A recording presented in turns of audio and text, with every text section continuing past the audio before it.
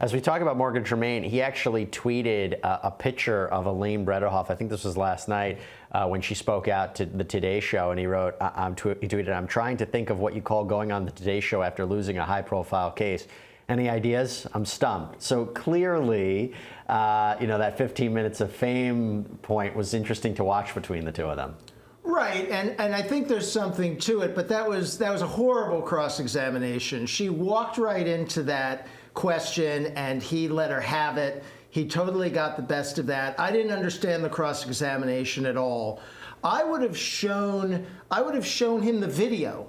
And I would have said, Mr. Tremaine, has this video been tampered with at all to accentuate the violence that Mr. Depp is demonstrating in it? Is this video changed, or is that really him pouring a giant glass of wine and throwing his wife's cell phone on the floor and screaming? I would have done it that way. I wouldn't have asked him any of these other questions about his motives in testifying. That was the wrong way to go about it. Talking about lawyering, Joe, were you surprised by the statements of Elaine Bredehoff after this verdict that, basically disagreeing with the jury's decision, saying that there was evidence that was suppressed, talking about how the UK trial or the verdict in that trial should have been brought to the attention of the jurors, talking about how the jurors were most likely swayed by media attention, even though, it seems by this point that's a speculative argument. Were you surprised that she's making these statements? No, not really. There's a couple things here.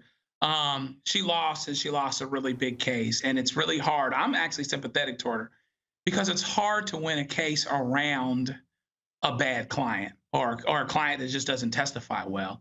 I would give you 10-1 that there are some disagreements where she did not take her lawyer's advice.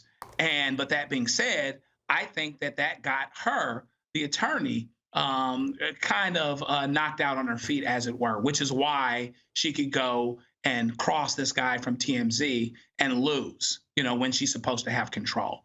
So she had a lot of problems there. She said that she didn't minimize the jury, but then she kind of said, well, there's social media out there and all these other things. She didn't minimize the judge. Hey, I respect the judge, but I think the judge got a lot of things wrong. So she was very much in defense mode. I think she's still punch drunk from having a bad client, a client that didn't listen to her on some level. She's probably seething about that privately.